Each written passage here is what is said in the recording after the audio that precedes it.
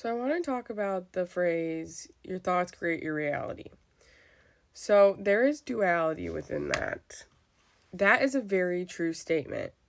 And it's something that's like really important that we all needed to get on board with, which is like why so many like spiritual gurus like started popping up, like Ram Dass and that whole entire movement, and then moved into Joe Dispenza and like his quantum healing and learning about quantum physics and how our thoughts create our reality. Bashar also big time with this. Sorry, confirmation verbs. But there's also duality with it. It's not the only thing that creates our reality.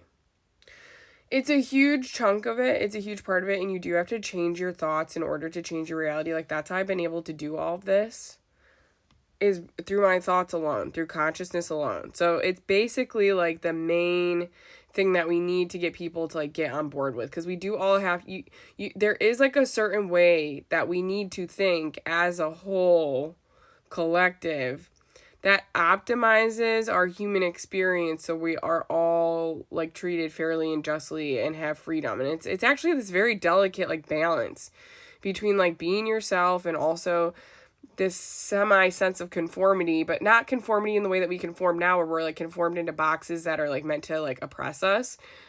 We conform into behaviors that allow us all to coexist like equally and happily and fairly and justly, like not practicing non-judgment and things like that, because it doesn't feel like necessarily like a natural thing to humans, not being judgmental. Because like, people are like, oh, well, you like automatically judge people when you look at people, and that's true. That's a very true statement.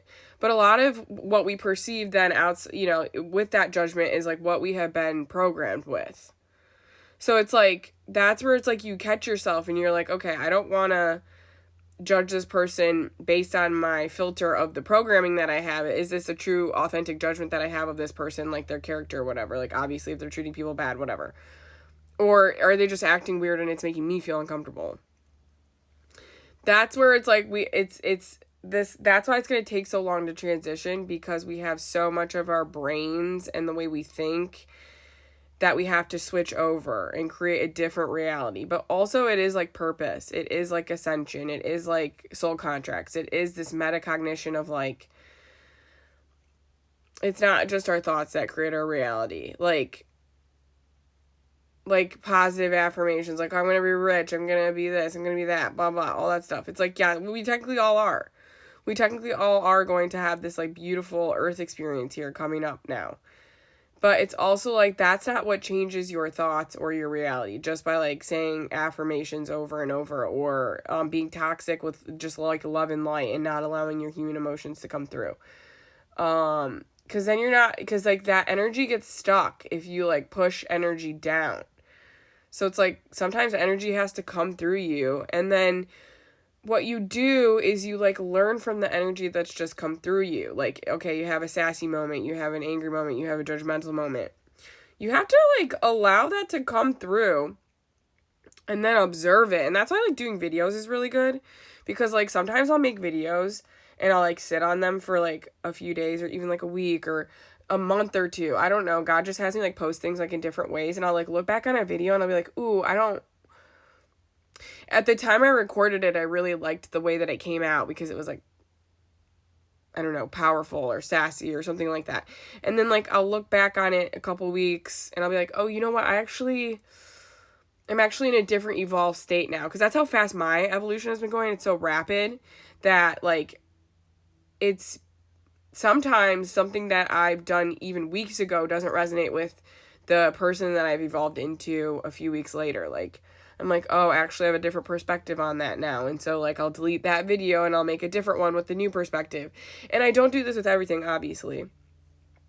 But we have to like stop pretending also that we're not certain ways that we are. Like, that's the issues. We shame and guilt people for like their thought patterns or like what, and also their actions. But the thing is, like, it's because it's causing harm. And so that's our main goal, is safety, is like to get everybody to a place where we can just be safe in society. We don't even have that. And like, that's the other thing that people are not understanding, is We are manipulated against the bare minimum of how we should be existing in this society and how we should be existing within ourselves. Like below the bare minimum. Like we are to the polar opposite of what we should be doing as humans, as a society, and individually. And so it's hard right now because we have to work against it without any help, and there's no guidance and stuff like that. But like, that's what we are here for. We're here to help guide these people because this is going to be so difficult. This is like a challenge. It's like the whole point. I keep saying that, but like, that's what God keeps telling me. It's like, this isn't like just like this beautiful, sparkly, everything is so lovely and beautiful. It's like, no, this is actually like the most challenging thing we could possibly do for our brains right now on purpose. Like, our only purpose is not just to create our thoughts and purify our thoughts and be love and light and do all this stuff, but it's also to like optimize our human experience and make it more efficient and more like enjoyable.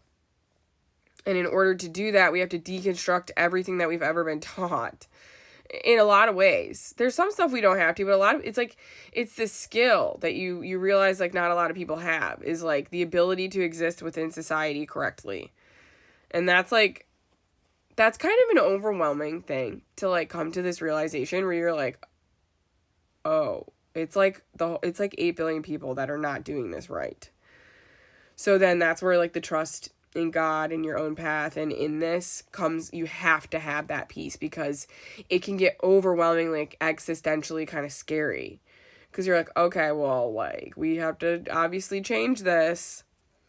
So hopefully something's going to change. And all we keep seeing is regression in our 3D realities. It keeps like getting worse and worse because that's like what's happening. They're like pulling us back before the slingshot into 5D. And that's for like polarity and contrast. Like that's because it's gonna serve as the catalyst for like it's so the opposite is gonna feel so calm and peaceful now because it's been so chaotic and horrible.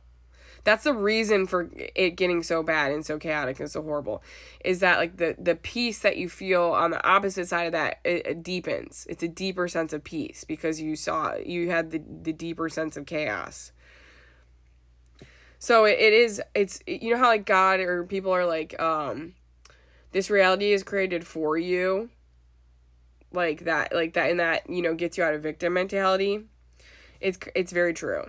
It's very, very true. And so, yes, your thoughts create your reality, but at the same time, like your soul knows what it's doing. Your thoughts are already going to change. Like that's how I feel right now. It's like I'm in a place of like, I'm just trusting God with the way that he's designed people and the way that they're going to awaken. Like, I put my messages out, I put my experience out, and whatever anybody does with that is their own prerogative, you know?